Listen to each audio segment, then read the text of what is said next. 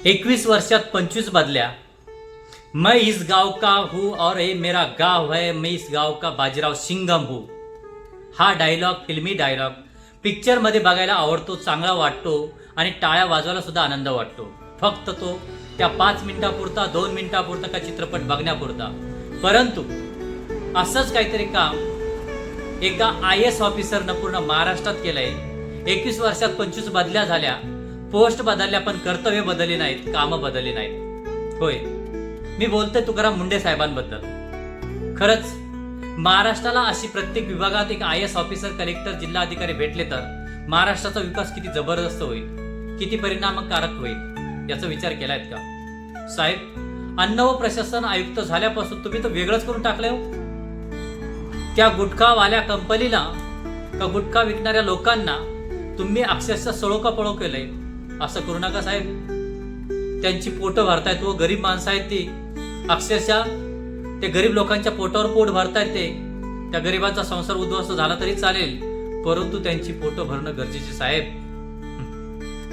साहेबांनी फक्त आणि फक्त व्यवस्थेलाच नव्हे, परंतु इथल्या समाज माणसाच्या प्रत्येक मनावरती राज्य केलंय. कारण लक्षात ठेवा, गुटखा किंवा विविध प्रकारच्या ज्या वस्तू महाराष्ट्रात बंदी आहेत त्या बंदीच राहणार, हे साहेबांनी पहिल्यांदा सांगितलं आपल्या कर्तृत्वातून, आपल्या कामातून. आणि आता नवीन 2 दिवसापूर्वी झालेल्या प्रेस कॉन्फरन्समध्ये तर साहेब वेगळंच करून टाकलंय. हॉटेल मालकांना सक्त वॉर्निंग, ताकद देण्यात आली. ती म्हणजे साहेब की त्यांनी पाणी बॉटल कोणत्याही कस्टमर, कोणत्याही ग्राहकाला, कोणत्याही हॉटेलमध्ये आलेल्या व्यक्तीला डायरेक्ट सर्व करू नये, म्हणजे डायरेक्ट देऊ नये. चांगलं सुयोग्य चांगल्या प्रकारचं पाणी देणं, पाणी सर्व करणं किंवा पाणी या कस्टमरला, ग्राहकाला देणं हे प्रत्येक हॉटेलवाल्याचं कर्तव्य आहे आणि ते त्यांनी केलंच पाहिजे. आणि सपोज त्याने तसं नाही केलं तर लक्षात ठेवा, त्यावरती सुद्धा एखाद्या ग्राहकानं कारवाई करण्यासाठी अर्ज केला तर कारवाई होऊ शकते. पाणी बॉटल मागितल्यानंतर तुम्ही पाणी बॉटल देऊ शकता. साहेब, महाराष्ट्रातील प्रत्येक माणूस हा हॉटेलला जेवायला जातो. जेवायला गेल्यानंतर अक्षरशः त्यानं पाणी मागितलं तर पहिल्यांदा त्या वेटरला किंवा मालकाला वाटतं तशी किडनी मागितली का काय.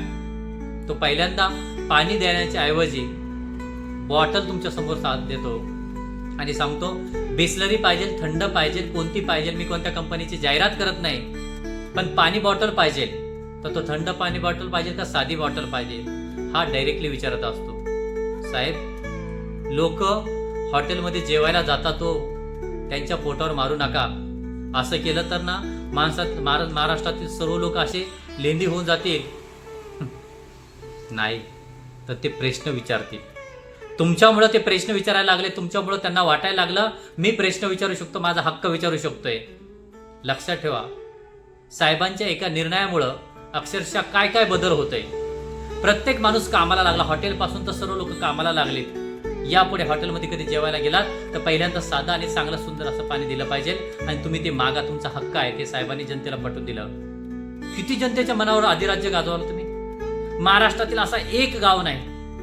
काल परवा मी सहज प्रवास करत असताना, ही कसली कृत्रिम कल्पना नाही किंवा खास करून गोष्ट नाही, येत असताना रस्त्यावरती सहज थांबलो होतो, सिन्नर जवळ थांबलो असतो. अचानक तिथे एक माणूस बोलला होता. सहज त्यांच्या दोघांमध्ये चर्चा चालू होती की बाबा, पहिल्यांदा काय घ्यायचं असेल ना व्यवस्थित घे आणि बिल व्यवस्थित घे.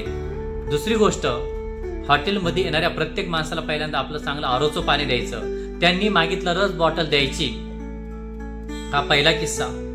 भेळीच्या दुकानात गेलो. भेळीच्या दुकानात गेल्यानंतर सुद्धा त्या माणसाला सहज विचारलं भेळ द्या, तर त्यानं पहिल्यांदा डायरेक्ट माझ्या हातामध्ये भेळ देत असताना एक पांढरा शुभ्र कागदावर भेळ दिली. या आधी भेळ कधी विचारली, मागितली तर त्या माणसाने भेळ फक्त मला पेपर, दैनंदिन पेपर, कोणतेही पेपर असेल त्यावरती दिली असेल. साहेबांनी सांगितलं त्या शाईमुळे कोणत्या प्रकारचे आजार होतात. साहेब, असं केलं लोक जागृत झाले. तो पण व्यावसायिकांच्या पोटामध्ये पोटसूळ उठलाय. पण साहेब, तुमच्या या कामामुळं महाराष्ट्रातील जनता ही जागरूक झाली.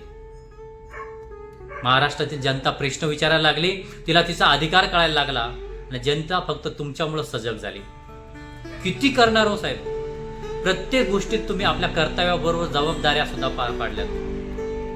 त्या माणसाला विचारलं तर ते विचारलं, भेळीवाल्याला विचारलं, बाबा काय रे, त्यानं हात जोडून एकच सांगितलं, मुंडे साहेब.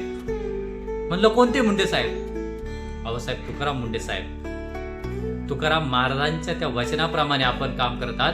बोले तैसा चाली त्याची वंदावी पावले.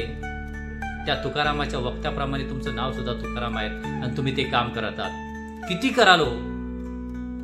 गुटखा कंपन्यांवरती धाडी, भ्रष्ट अधिकाऱ्यांवरती कंप्लायन्स, त्यांच्यावरती कारवाया, हॉटेल मालकांच्या चुकीच्या पद्धतीवर कारवाया, वडापाव खायला गेला तरी छोट्या गोष्टीवर तुमचं लक्ष, काल वापरलेलं तेल पुन्हा वापरता येणार नाही त्यावरती कारवाया, मिठाईच्या दुकानावरती कारवाया, प्रत्येक ठिकाणी कारवाया. आणि माणसं आतापर्यंत खरंच दूध चहामध्ये असू द्या का लेकरांना दूध पाजत होते, ते खरंच कोणतं दूध पाजत होते हे आज पूर्ण महाराष्ट्राला कळालं. ते फक्त तुमच्यामुळं. किती करणार साहेब. आता खरंच अधिकाराच्या या कार्याला, तुकाराम मुंडे साहेबांच्या कार्याला खरंच सलाम करतो. महाराष्ट्रातील प्रत्येक जागरूक नागरिकानं, मी तर हे म्हणे जागरूक पलीकडं जिवंत नागरिकाने, जिवंत फक्त आम्ही हाडामासाचे आहोत, परंतु जिवंत नागरिकाने खरंच हा विचार केला पाहिजे की मी प्रत्येक ठिकाणी कोणती वस्तू घेत असताना तिच्या सर्व गोष्टी तपासून घेतल्या पाहिजे. नाहीतर आतापर्यंत महाराष्ट्रातील प्रत्येक नागरिकाच्या, प्रत्येक व्यक्तीच्या जीवाशी खेळणाऱ्या या सर्व लोकांना, मोठमोठ्या लोकांना, व्यावसायिकांना, धनाढ्यांना आणि खास करून त्या चोऱ्या करून किंवा खास करून विचार केला तर भेसळ करून नागरिकांच्या आरोग्याशी खेळत होते, त्या सर्वांना चपराक बसली ती फक्त एका तुकारामामुळे. आणि तो तुकाराम आज पण म्हणतात ना, व्यवस्थेला छेद देतोय आणि माणसांच्या आणि खास करून विचार केला तर प्रत्येक नागरिकाच्या आरोग्याचा विचार करतो. साहेब, त्यासाठी तुम्हाला धन्यवाद, तुमच्या कार्याला सलाम. आमच्या चॅनलला नवीन असाल तर सबस्क्राईब करा, शेअर करा. मोटिवेशनल गुरुजी अशाच प्रकारच्या नवनवीन व्हिडिओसाठी आमच्या चॅनलला लाईक करा. धन्यवाद.